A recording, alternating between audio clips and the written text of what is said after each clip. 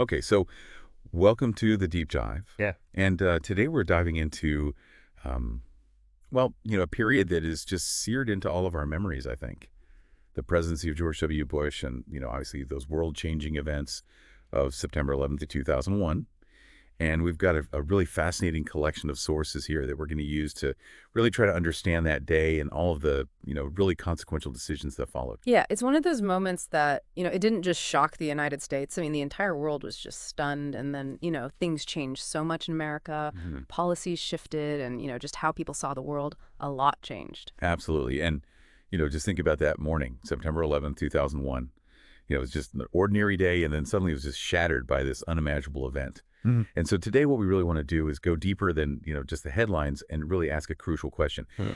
When we examine the decisions and everything that happened around 9/11, during the Bush administration, what really important insights can we find? What can we pull out of all of this? Yeah, we need to look past that, initial chaos and really examine the intelligence, how the government responded, and then, all of the repercussions that we're still dealing with today. Right. And so let's start with that morning of September 11th. President Bush was at the Emma E. Booker Elementary School in Sarasota, Florida. So can you sort of walk us through what we know about when and how he was told about the attacks? Well, the timeline that we have indicates that President Bush was actually in a classroom. He was reading with some students when his chief of staff, Andrew Card, came up to him and, quietly told him about the first plane hitting the World Trade Center. And that moment, that specific moment has caused so much discussion and controversy, hasn't it? Like the amount of time that Bush stayed in that classroom before, addressing the country. What are the different ways people have looked at that?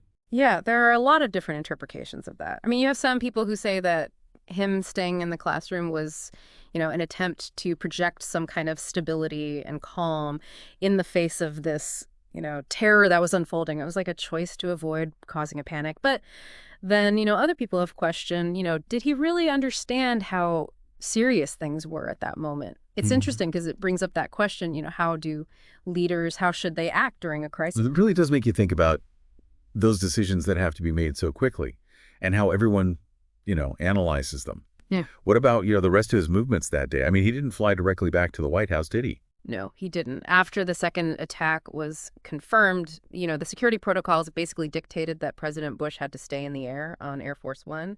I Right. mean, the main concern was obviously keeping him safe, and no one really knew if there were going to be more attacks. So, he ended up going to several different military bases before he finally got back to D.C. that night. I mean, just the fact that he was in the air for so long shows how vulnerable everyone felt. And, all the normal procedures, all the normal ways the government works were just kind of thrown out the window. It's incredible. So, looking back at that initial reaction, it makes us think about what information was out there before 9/11 even happened. Let's talk about the intelligence that existed Right. before the attacks and, all those claims that there were warnings that were ignored. There's that presidential daily brief, that PDB from August 6, 2001, with that really stark title, Bin Laden determined to strike in the U.S. I mean, that seems like a huge deal. What Yeah. was in that briefing?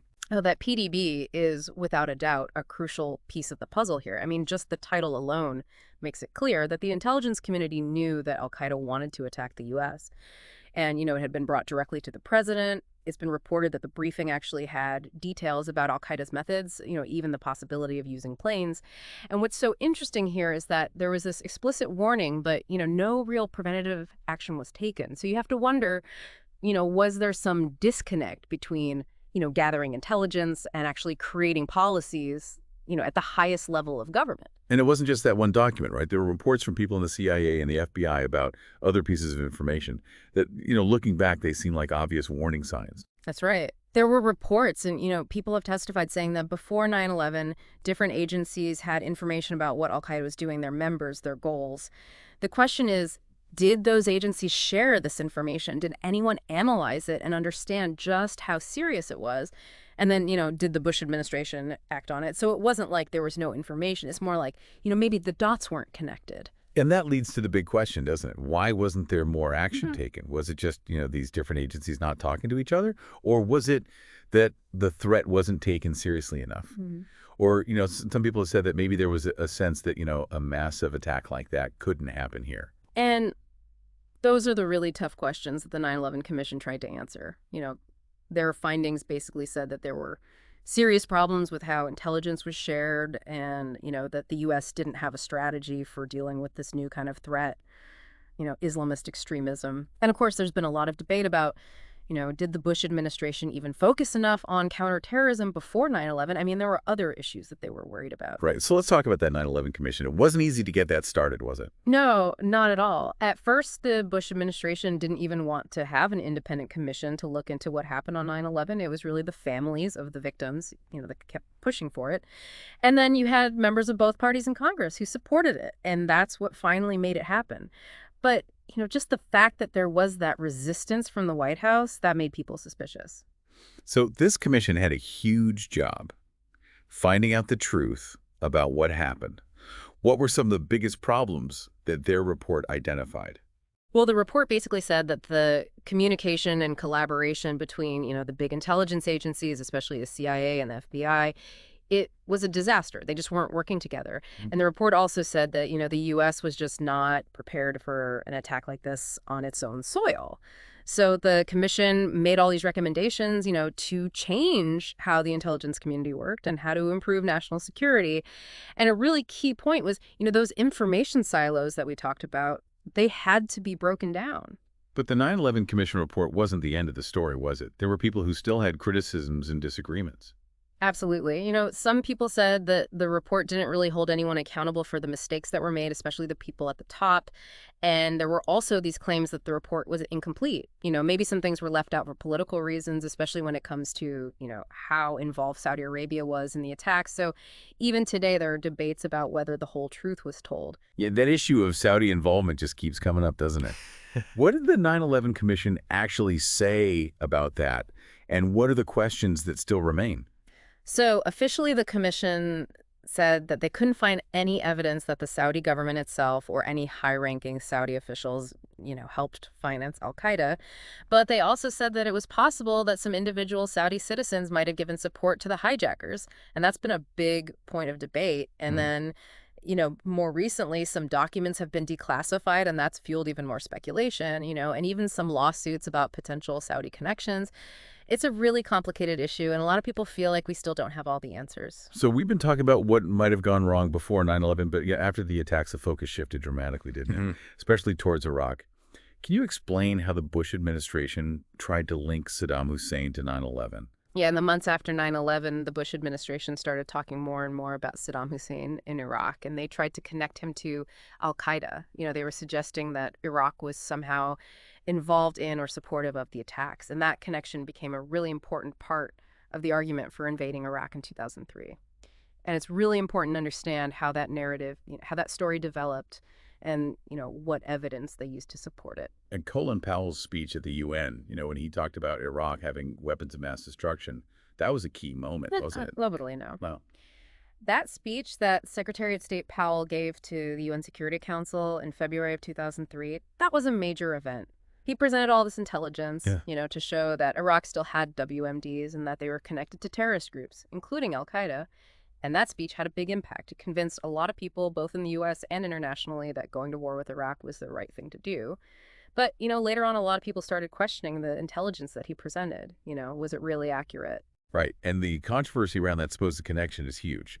I mean, did the people in the administration really believe that there was a link between Iraq and 9/11? Or was it more that they were taking advantage of the fear and the sense of unity after the attacks to push forward something that they already wanted to do, get rid of Saddam Hussein? And that's a big debate, among historians and political scientists.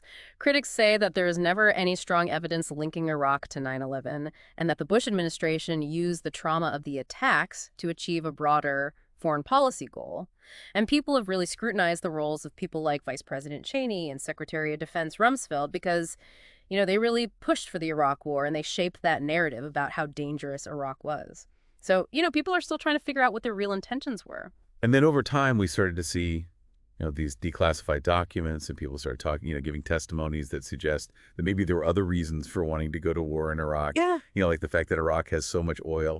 Yeah, there have definitely been documents and, firsthand accounts that suggest that some of the people in the Bush administration, they were thinking about controlling Iraq's oil. Mm. Was that the main reason, or was it just one factor among many? It's hard to say for sure. What's really striking is how many different factors seem to have been involved in the decision to go to war. So we've talked about the global impact of 9/11, but the impact here at home was also immediate and huge. Hmm. Especially with the Patriot Act, which was passed really quickly. Can you kind of summarize what was in that legislation? Yeah, so the Patriot Act was this big piece of legislation that went through Congress incredibly fast, right after 9/11. It basically gave the U.S. government a lot more power to conduct surveillance, made it easier to get warrants in certain situations, and really broadened the definition of terrorism. The idea was, to give the government more tools to prevent another terrorist attack. But, right away, people started raising concerns about, basic civil liberties. Exactly. Critics said that the Patriot Act basically weakened important freedoms, especially the right to privacy and, the idea that the government shouldn't be spying on you without a good reason. And because the government could collect so much more information, even just metadata from our communications, it started this whole debate about, how do we balance national security with individual rights in this new world after 9/11? And that debate is still going on today. And then, years later, Edward Snowden's revelations made those concerns even more serious, didn't they? Absolutely. When Edward Snowden leaked all that information in 2013 about the NSA's surveillance programs that were operating, because of the Patriot Act, it brought that whole debate about government overreach back to the forefront. It made people think again about the long-term consequences of the laws that were passed right after 9/11. Was the government going too far? So aside from the Patriot Act, there are also, these claims that the government was involved in more direct cover-ups related to 9/11. And we should talk about some of these, even if a lot of people think they're conspiracy theories. Like, there's that controlled demolition theory about the collapse of the Twin Towers and Building 7. People are still talking about that. Yeah, they are. That theory basically says that, the Twin Towers in Building 7 didn't collapse just because of the planes hitting them and the fires. They say that explosives were used to bring them down on purpose. But, a lot of engineering experts and official investigations have looked into that theory really carefully, and they say it's not true.